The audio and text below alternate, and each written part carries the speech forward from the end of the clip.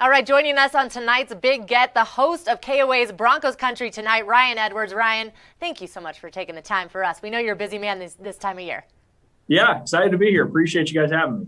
And let's just get right into it because we knew it's always a challenge coming off that first day off of camp. You know, you go hard for a few days, you get that time to rest, and then it kind of takes you a second to get back into the swing of things. We saw a little bit of that today in day 5, didn't we? Yeah, and interesting comments from Nathaniel Hackett. We were talking about it on Broncos Country Tonight. He was upset. You know, we haven't got a chance to see very much of Nathaniel Hackett kind of aggravated, but he gave a couple of little notes in there saying there were some moments we couldn't get back, and then there were reps that we could have done better. We'll have to go back and work on that. And again, we wanted to see, because he's always so positive, so nice. We wanted to see what it looked like when he got upset. And today was one of those examples. And this is, again, one of the great things about having Russell Wilson there. Nathaniel Hackett, the head coach, gets kind of upset. If you had an inexperienced quarterback there, may not know how to handle that. Oh, no, the coach is upset. How do I sort of bounce back? Maybe the practice continues to sort of fall apart. But instead, Russell Wilson kind of gathered the troops, right? He gathered the offense, said, guys, we can do better than this. And they turned it around, and they had a much better second half of practice. And just to piggyback off that, I mean, what a statement that is, where you have a leader on the field who can circle the wagons and say, hey, guys, it's time to pick it up. For a first-year head coach, how beneficial is that to have a quarterback like Russell Wilson who can snap people back into gear?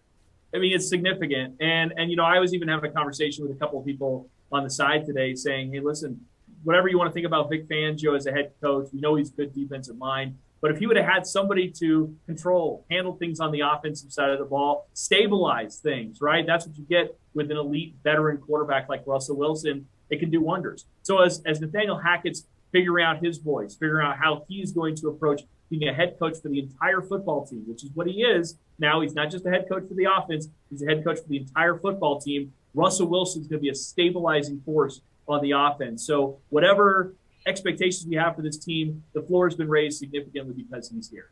Yeah, Coach Hackett, you're right. We did see that emotion from him after practice. Now, he did mention, hey, no matter what's happening in the game, practice, whatever it is, battle. You got to keep battling. So after Russell talked to the boys, did you see a stark difference from the offense? Did things clean up quite a bit pretty quick?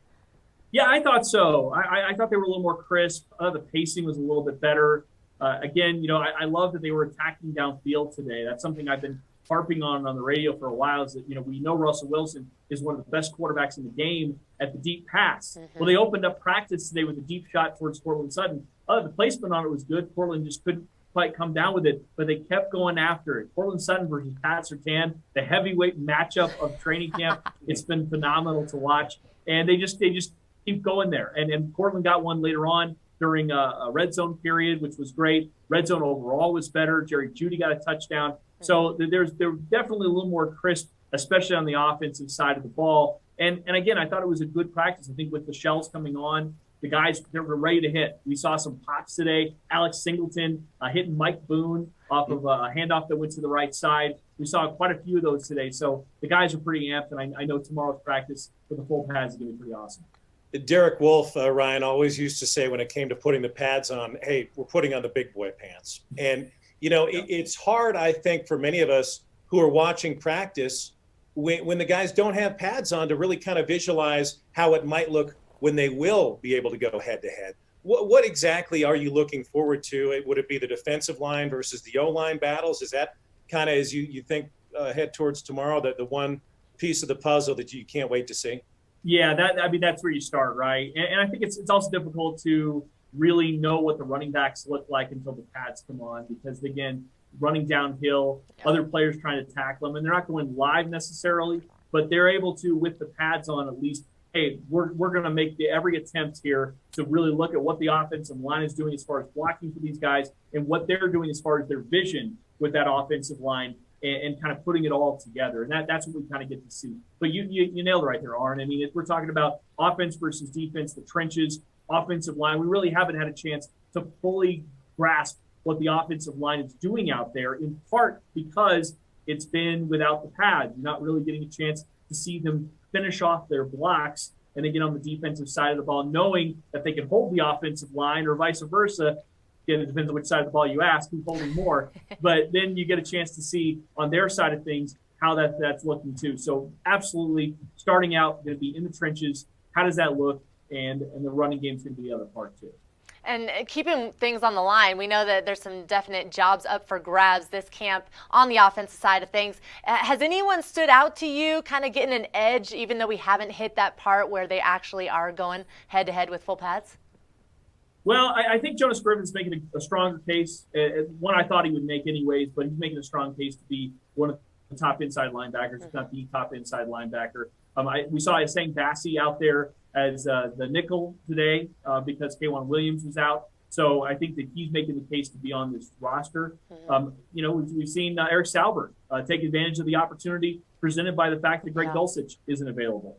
And so there have been some guys that have sort of worked their way in.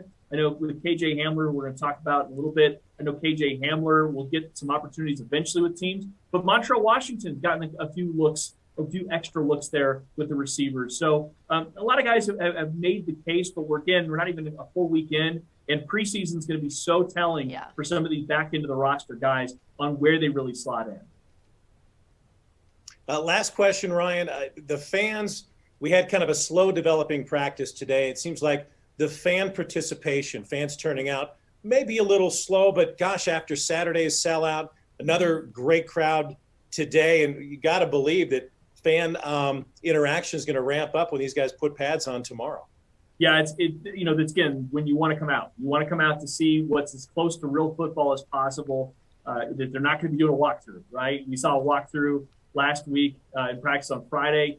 And that's tough, because it may be the only day you get a chance to come out and see the Broncos practice. But again, it's about getting ready for the season. That's the focal point, right? It's not so much about entertaining the fans. But tomorrow, I'm expecting them entertaining. They're going to have good pace. I know Nathaniel Hackett wants to put a show out there with these guys because they've got to get ready. I mean, and the way that they've designed this thing has been so interesting to me because we're so used to sort of the standards, right? We got the 7-on-7 standard. You got the DBs versus wide receivers, the phone booth between the offensive line and defensive line. We haven't seen any of that. It's been all team work at this point, team 11-on-11. So I'm expecting we're going to see some more team tomorrow, which has been the case. And because they got the pads on, I think guys are really, really excited about what this team could look like, especially when they get the full pads on.